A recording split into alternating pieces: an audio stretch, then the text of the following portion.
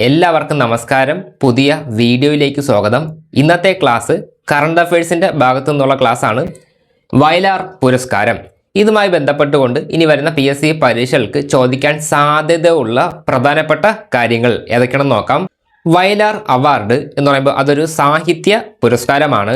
മലയാളത്തിലെ പ്രസിദ്ധനായിട്ടുള്ള കവി വയലാർ രാമവർമ്മയുടെ പേരിൽ നൽകുന്ന പുരസ്കാരമാണ് വയലാർ പുരസ്കാരം. 1977 ആദ്യമായിട്ട് വയലാർ പുരസ്കാരം കൊടുത്തു തുടങ്ങിയത്.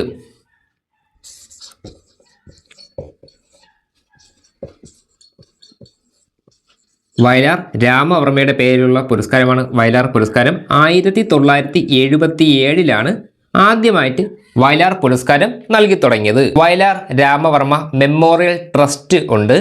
ഈ ഒരു ട്രസ്റ്റാണ് ഈ ഒരു പുരസ്കാരമൊക്കെ നൽകുന്നത്. വയലാർ രാമവർമ്മ മെമ്മോറിയൽ ട്രസ്റ്റ്, ഈ ഒരു ട്രസ്റ്റാണ് ഈ ഒരു പുരസ്കാരമൊക്കെ നൽകുന്നത്. വയലാർ പുരസ്കാരത്തിന്റെ സമ്മാനത്തുക 1 ലക്ഷം രൂപയാണ്. 1 ലക്ഷം രൂപ. എന്നാൽ ഈ ഒരു പുരസ്കാരം തുടങ്ങിയ സമയത്ത് 25,000 രൂപയാണ് സമ്മാനത്തുക. 25,000 രൂപയായിരുന്നു. അത് മാറി ഇപ്പം നിലവിൽ 1 ലക്ഷം രൂപയാണ് വയലാർ പുരസ്കാരത്തിന്റെ സമ്മാനത്തുക. എല്ലാ വർഷവും ഒക്ടോബർ 27 വയലാർ പുരസ്കാരം നൽകുന്നത്. ഒക്ടോബർ 27 പ്രത്യേകത എന്തെന്ന് വെച്ച് കഴിഞ്ഞാൽ വയലാർ രാമവർമ്മയുടെ ചരമദിനമാണ് ഒക്ടോബർ 27. വയലാർ രാമവർമ്മയുടെ ചരമദിനം ആയിട്ടുള്ള ഒക്ടോബർ 27 വയലാർ പുരസ്കാരങ്ങൾ നൽകുന്നത്. ഇവിടെ 1 ലക്ഷം രൂപ എന്ന് ഞാൻ പറഞ്ഞു. 1 ലക്ഷം രൂപയോടൊപ്പം കാനായി കുഞ്ഞിരാമൻ രൂപകൽപ്പന ചെയ്ത വെങ്കല ശില്പവും പ്രശസ്തി പത്രവും അടങ്ങുന്നതാണ് വയലാർ പുരസ്കാരം. ഇവിടെ ഒരു അഡീഷണൽ കാര്യം പറഞ്ഞുതരാം. കേരള സർക്കാരിൻ്റെ പരമോന്നത സാഹിത്യ പുരസ്കാരം ഏതാണ്? അതിൻ്റെ ആൻസർ എഴുത്തച്ഛൻ പുരസ്കാരം. എഴുത്തച്ഛൻ പുരസ്കാരമാണ് കേരള സർക്കാരിൻ്റെ പരമോന്നത സാഹിത്യ പുരസ്കാരം. അതിൻ്റെ സമ്മാനത്തുക 5 ലക്ഷം രൂപയാണ്. എങ്കിൽ വയലാർ പുരസ്കാരത്തിൻ്റെ സമ്മാനത്തുക 1 ലക്ഷം രൂപയാണ്. 2025 വയലാർ പുരസ്കാരം നേടിയത് E. സന്തോഷ് കുമാർ. 2025 വയലാർ പുരസ്കാരം നേടിയത് E. സന്തോഷ് കുമാർ.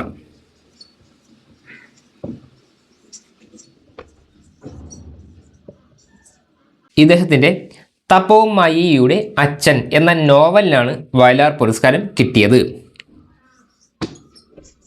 തപോമയിയുടെ അച്ഛൻ ഇതെന്ന് പറയുമ്പോൾ ഒരു നോവലാണ്. നോവലാണ്. ഈ ഒരു കാര്യം നിങ്ങളുടെ പുസ്തകത്തിൽ ചുവപ്പ് മഷി പേന കൊണ്ട് അടയാളപ്പെടുത്തി വെച്ചോളണം. അതിൻ്റെ കാരണം എന്താണെന്ന് വെച്ച് കഴിഞ്ഞാൽ കറണ്ട് അഫയേഴ്സിന് അതുമായിട്ട് ബന്ധപ്പെട്ട് ചോദിക്കാൻ ഏറ്റവും നല്ല സാധ്യതയുള്ളൊരു ക്വസ്റ്റ്യനാണ്. E. സന്തോഷ് കുമാർ ഇദ്ദേഹത്തിനാണ് 2025 വയലാർ പുരസ്കാരം കിട്ടിയത്. 1977 ആദ്യമായിട്ട് വയലാർ പുരസ്കാരം കിട്ടിയത് എന്ന് ഞാൻ പറഞ്ഞു. എങ്കിൽ 2025 എത്രാമത്തെ വയലാർ പുരസ്കാരമാണ് ഇദ്ദേഹത്തിന് കിട്ടിയത്? ഞാനിപ്പോൾ ഈ പറഞ്ഞ നല്ലൊരു ചോദ്യമാണ്. ഇതിൻ്റെ ആൻസർ 49. 49ാമത്തെ വയലാർ പുരസ്കാരമാണ് 2025 E. സന്തോഷ് കുമാറിന് കിട്ടിയത്. തപോമയിയുടെ അച്ഛൻ എന്ന ഈ നോവൽ, ഇതുമായി ബന്ധപ്പെട്ട് കുറച്ച് കാര്യം പറഞ്ഞുതരാം.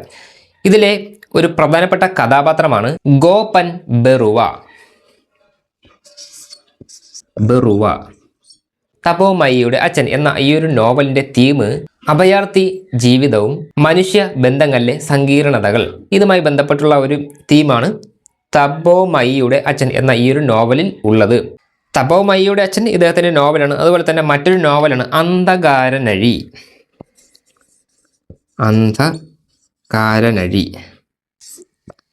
ഇത് ഇദ്ദേഹത്തിൻ്റെ നോവലാണ്. പിന്നെ ഇദ്ദേഹത്തിൻ്റെ ചെറുകഥകൾ എന്ന് പറയുമ്പം ചാവുകളി, 3 അന്ധന്മാർ ആനയെ വിവരിക്കുന്നു. 3 അന്ധന്മാർ ആനയെ വിവരിക്കുന്നു. ഇദ്ദേഹത്തിൻ്റെ പ്രധാനപ്പെട്ട ചെറുകഥകൾ ചാവുകളി, 3 അന്ധന്മാർ ആനയെ വിവരിക്കുന്നു, ഗാലപ്പഗോസ്,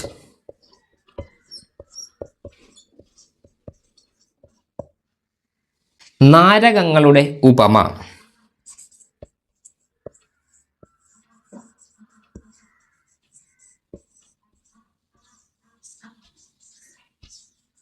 നാരകങ്ങളുടെ ഉപമ.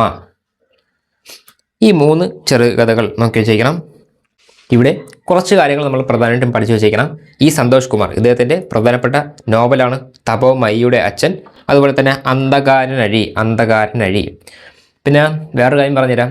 അന്ധകാരനഴി എന്ന് കേട്ടപ്പോഴാണ് ഓർമ്മ വന്നത്. നമ്മൾ കേരളത്തിൽ അന്ധകാരനഴി ഉണ്ട്. അതെവിടെയാണ്, ഏത് ജില്ലയിലാണ് അന്ധകാരനഴി സ്ഥിതി ചെയ്യുന്നത്? അതെന്ന് പറയുമ്പോൾ ആലപ്പുഴ ജില്ലയിലാണ് അന്ധകാരനഴി സ്ഥിതി ചെയ്യുന്നത്. ഇവിടെ സന്തോഷ് കുമാറിൻ്റെ ഒരു നോവലാണ് അന്ധകാരനഴി. പിന്നെ സന്തോഷ് കുമാർ ഇദ്ദേഹത്തിൻ്റെ ചെറുകഥകൾ എന്ന് പറയുമ്പം ചാവുകളി, 3 അന്ധന്മാർ ആനയെ വിവരിക്കുന്നു, നാരകങ്ങളുടെ ഉപമ, ഗാലപ്പഗോസ് എന്നിവയൊക്കെയാണ് ഇദ്ദേഹത്തിൻ്റെ ചെറുകഥാ സമാഹാരങ്ങൾ.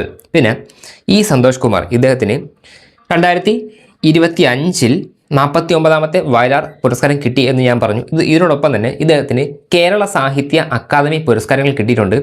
2006 ഇദ്ദേഹത്തിന് മികച്ച ചെറുകഥാ സമാഹാരത്തിനുള്ള പുരസ്കാരം കിട്ടിയിട്ടുണ്ടായിരുന്നു. അതെന്ന് പറയുമ്പം ചാവുകളി എന്ന ഈ ഒരു ചെറുകഥാ സമാഹാരത്തിനാണ് 2006 ഇദ്ദേഹത്തിന് മികച്ച ചെറുകഥാ സമാഹാരത്തിനുള്ള പുരസ്കാരം കിട്ടിയത്. അതെന്ന് പറയുമ്പം കേരള സാഹിത്യ അക്കാദമിയുടെ പുരസ്കാരമാണ്. കേരള സാഹിത്യ അക്കാദമിയുടെ മികച്ച ചെറുകഥാ സമാഹാരത്തിനുള്ള പുരസ്കാരം കിട്ടിയത് ഈ സന്തോഷ് കുമാറിനാണ്. ഇദ്ദേഹത്തിൻ്റെ കൃതി എന്ന് പറയുമ്പോൾ അതേതാണ്, ചാവുകളി.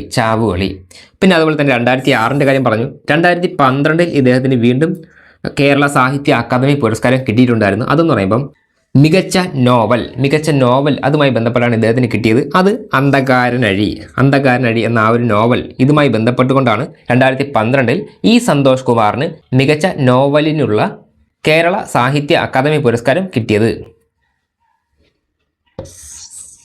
വയലാർ രാമവർമ്മയുടെ പേരിൽ നൽകുന്ന പുരസ്കാരമാണ് വയലാർ പുരസ്കാരം. ഇതിനൊരു ട്രസ്റ്റ് ഉണ്ട്. വയലാർ രാമവർമ്മ മെമ്മോറിയൽ ട്രസ്റ്റാണ് ഈ ഒരു സമ്മാനം ഇതെല്ലാം കൈകാര്യം ചെയ്യുന്നത്. 1977 ആദ്യമായിട്ട് വയലാർ സമ്മാനം കൊടുത്തു തുടങ്ങിയത്. ആ ഒരു സമയത്ത് ഇതിൻ്റെ സമ്മാനത്തുക 25,000 രൂപയായിരുന്നു. എന്നാൽ ഇപ്പോൾ നിലവിൽ 1,00,000 രൂപയാണ് ഇതിൻ്റെ സമ്മാനത്തുക. ഒക്ടോബർ 27 എന്താണ് അതിൻ്റെ പ്രത്യേകത? വയലാർ രാമവർമ്മയുടെ ചരമദിനമാണ് ഒക്ടോബർ 27. ഒക്ടോബർ 27 വയലാർ പുരസ്കാരങ്ങൾ നൽകുന്നത്. 2025 കാര്യം പറഞ്ഞു. 2025 വയലാർ പുരസ്കാരം കിട്ടിയത് ഈ സന്തോഷ് കുമാർ. ഇദ്ദേഹം 49ാമത്തെ വയലാർ പുരസ്കാര ജേതാവാണ്. ഇതൊന്ന് പഠിച്ചു വെച്ചോളണം, മറന്നു വരരുത്. 49ാമത്തെ ജേതാവ്. ചിലപ്പോൾ ചോദിക്കും 48ാമത്തെ ജേതാവ്. ഇതൊക്കെ ഇങ്ങനെ ഈ സംഭവം ചോദിക്കുന്നത് സ്റ്റേറ്റ്മെൻറ്റ് വൈസ് ക്വസ്റ്റ്യനാണ് ഈ സംഭവങ്ങളൊക്കെ ചോദിക്കുന്നത്. അപ്പോൾ ഇത് ക്ലിയറായിട്ട് പഠിച്ചിട്ടേ പരീക്ഷയ്ക്ക് പോകാവൂ. അപ്പോൾ പറഞ്ഞു വന്ന കാര്യം, ഈ സന്തോഷ് കുമാർ ഇദ്ദേഹത്തിൻ്റെ തപോമയിയുടെ അച്ഛൻ എന്ന ആ ഒരു നോവലുമായിട്ട് ബന്ധപ്പെട്ടാണ് 49ാമത്തെ വയലാർ പുരസ്കാരം ഇദ്ദേഹത്തിന് കിട്ടിയത്.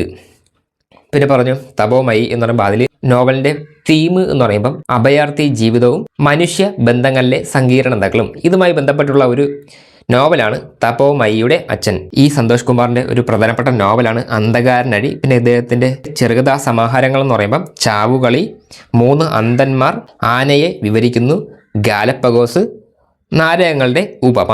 ഇത്രയും കാര്യങ്ങൾ പ്രധാനമായിട്ടും പഠിച്ചിരിക്കണം. പിന്നെ അതോടൊപ്പം തന്നെ ഇദ്ദേഹത്തിന് 2 പുരസ്കാരം കിട്ടിയിട്ടുണ്ട്. ഏതൊക്കെയാണ്?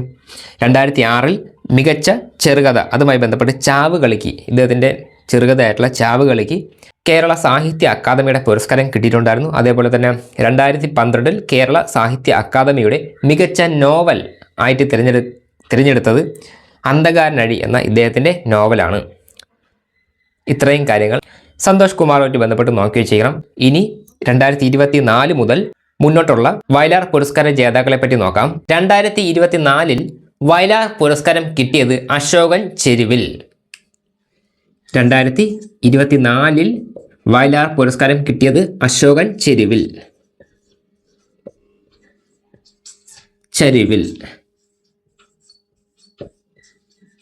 ഇതെന്ന് പറയുമ്പം എത്രാമത്തെ വയലാർ പുരസ്കാരമാണ്? 48ാമത്തേത്. നേരത്തെ 49ാമത്തെ കാര്യം പറഞ്ഞു ഈ സന്തോഷ് കുമാർ. ഏത് വർഷം? 2025. എങ്കിൽ 2024 48ാമത്തെ വയലാർ പുരസ്കാരമാണ് അശോകൻ ചെരുവിലിന് കിട്ടിയത്. കാട്ടൂർ കടവ് എന്ന നോവൽ ഇദ്ദേഹത്തിൻ്റെയാണ്. കാട്ടൂർ കടവ്.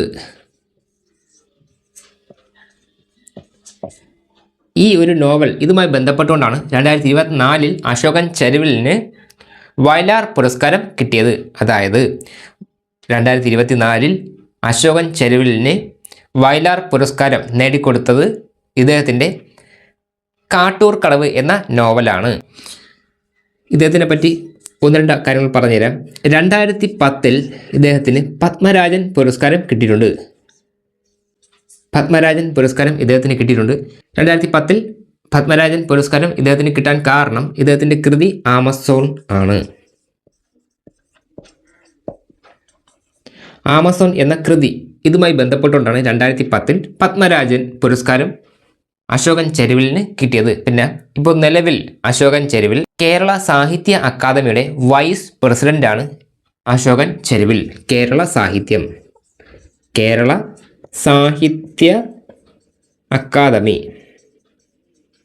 അക്കാദമിയുടെ വൈസ് പ്രസിഡന്റ് ആണ് അശോകൻ ചെരുവിൽ.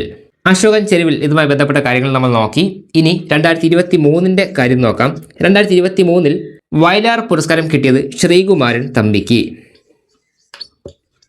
ശ്രീകുമാരൻ തമ്പി ഇദ്ദേഹത്തിൻ്റെ ആത്മകഥയാണ് ജീവിതം ഒരു പെൻഡുലം. ജീവിതം ഒരു പെൻഡുലം.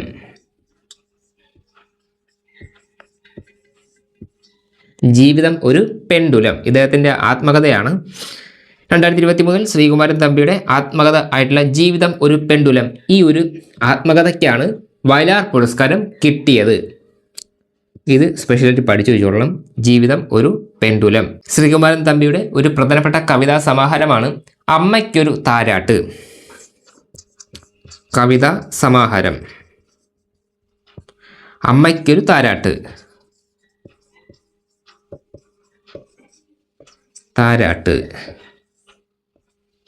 അമ്മയ്ക്കൊരു താരാട്ട് ഇദ്ദേഹത്തിൻ്റെ ഒരു പ്രസിദ്ധമായിട്ടുള്ള കവിതാ സമാഹാരമാണ്. പിന്നെ 2023 വയലാർ അവാർഡ് കിട്ടി എന്ന് ഞാൻ പറഞ്ഞു.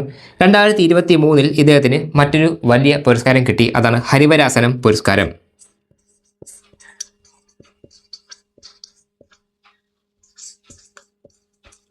പുരസ്കാരം 2023 ഇദ്ദേഹത്തിന് 2 പ്രസിദ്ധമായിട്ടുള്ള പുരസ്കാരങ്ങൾ കിട്ടിയിട്ടുണ്ട്. ഒന്ന് വയലാർ അവാർഡ്, രണ്ടാമത്തത് ഹരിവരാസനം പുരസ്കാരം. 2024 പറഞ്ഞു, 2023 പറഞ്ഞു. 2022 കാര്യം നോക്കാം. 2022 വയലാർ പുരസ്കാരം കിട്ടിയത് എസ് ഹരീഷിന്. എസ് ഹരീഷ് ഇദ്ദേഹത്തിൻ്റെ പ്രസിദ്ധമായിട്ടുള്ള നോവൽ മീശ എന്ന ഇദ്ദേഹത്തിൻ്റെ നോവൽ ഇതുമായി ബന്ധപ്പെട്ടുകൊണ്ടാണ് 2022 വയലാർ പുരസ്കാരം ഇദ്ദേഹത്തിന് കിട്ടിയത്. 22 എന്ന് ഞാൻ പറഞ്ഞു. അപ്പോൾ സ്വാഭാവികമായിട്ട് 46ാമത്തെ വയലാർ പുരസ്കാരം. ഇവിടെ 2023 എത്രയായിരിക്കും? 47ാമത്തെ വയലാർ പുരസ്കാരം. ഈ ഒരു 47, 48, 49 ഇങ്ങനെയുള്ള സംഭവങ്ങൾ ക്ലിയർ ചെയ്ത് പഠിച്ചിട്ട് വേണം. ഇതെന്ന് പറയുമ്പം സ്റ്റേറ്റ്മെൻറ്റ് വൈസ് ഉള്ള ക്വസ്റ്റ്യൻസ് ആണ്. അതിലാണ് ഇതങ്ങനെയുള്ള സംഭവങ്ങളൊക്കെ എടുത്ത് വിടണത്. അതുകൊണ്ട് തന്നെ സൂക്ഷിച്ച് പഠിച്ചു പോകണം. എസ് ഹരീഷിന് ഇദ്ദേഹത്തിൻ്റെ മീശ എന്ന ഈ ഒരു നോവലുമായി ബന്ധപ്പെട്ടാണ് 2022 വയലാർ പുരസ്കാരം കിട്ടിയത്. ഇത് 46 എന്ന് ഞാൻ പറഞ്ഞു. 2021 കാര്യം നോക്കാം. 2021 വയലാർ പുരസ്കാരം കിട്ടിയത് ബെന്യാമിൻ.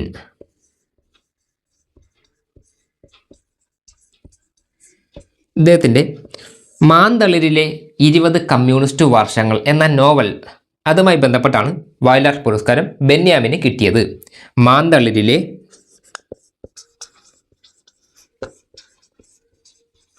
20 കമ്മ്യൂണിസ്റ്റ് വർഷങ്ങൾ.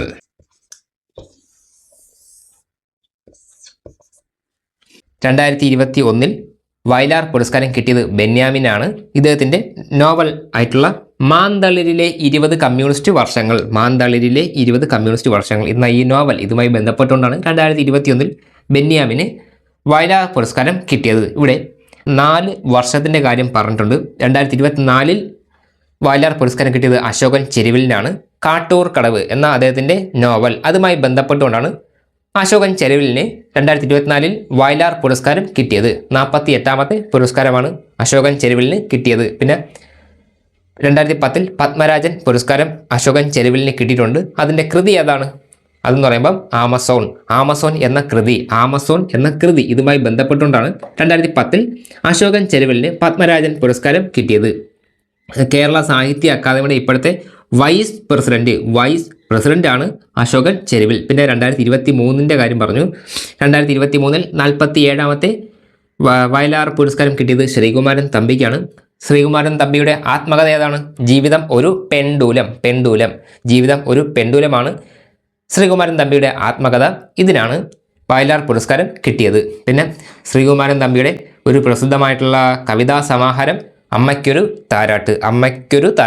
പിന്നെ 2023 ശ്രീകുമാരൻ തമ്പിക്ക് 2 വലിയ അവാർഡുകൾ കിട്ടി. അതൊക്കെയാണ് വയലാർ പുരസ്കാരം കിട്ടി, അതുപോലെ തന്നെ ഹരിവരാസനം പുരസ്കാരം കിട്ടിയിട്ടുണ്ട്.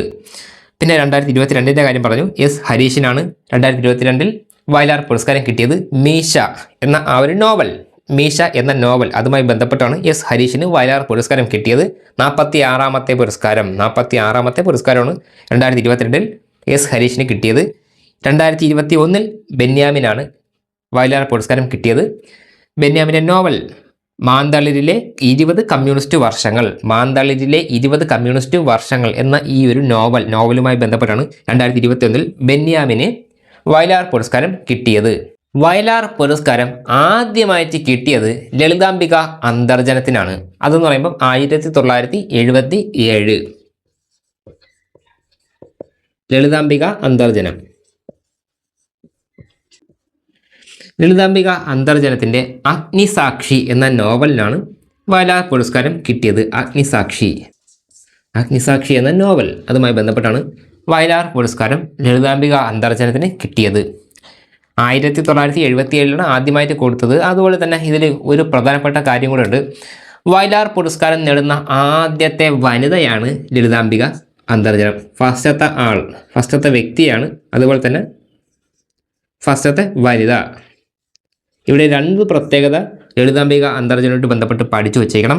ഒന്ന്, ലളിതാംബിക അന്തർജനത്തിനാണ് വയലാർ പുരസ്കാരം കിട്ടുന്ന ആദ്യത്തെ വ്യക്തി, അതുപോലെ തന്നെ ലളിതാംബിക അന്തർജനമാണ് വയലാർ പുരസ്കാരം നേടുന്ന ആദ്യത്തെ വനിത. ഇത് ഒന്നാമത് കിട്ടിയത്. രണ്ടാമത്, വയലാർ പുരസ്കാരം കിട്ടിയ രണ്ടാമത്തെ വ്യക്തി PK ബാലകൃഷ്ണൻ. ഇദ്ദേഹത്തിൻ്റെ കൃതി ഇനി ഞാൻ ഉറങ്ങട്ടെ എന്ന കൃതി. ഇതുമായി ബന്ധപ്പെട്ടാണ് PK ബാലകൃഷ്ണന് 1978 വയലാർ പുരസ്കാരം കിട്ടിയത്. ഇതിന് ശേഷം 1979 വയലാർ പുരസ്കാരം കിട്ടിയത് മലയാറ്റൂർ രാമകൃഷ്ണൻ.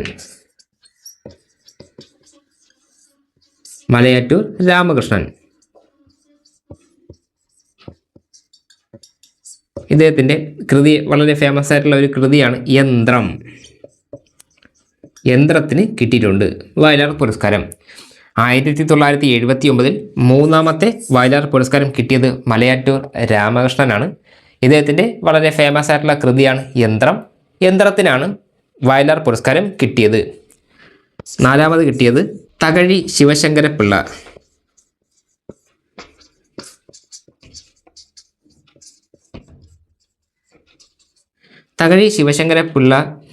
ഇദ്ദേഹത്തിന് വയലാർ പുരസ്കാരം കിട്ടിയത് 1980. ഇദ്ദേഹത്തിൻ്റെ വളരെ പ്രസിദ്ധമായ കൃതിയാണ്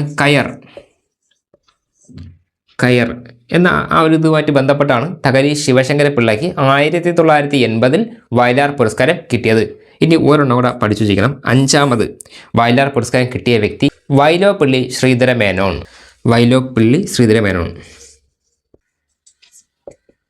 ഇതെന്ന് പറയുമ്പം 1981 ഇദ്ദേഹത്തിൻ്റെ കൃതി മകരക്കൊയ്ത്ത്.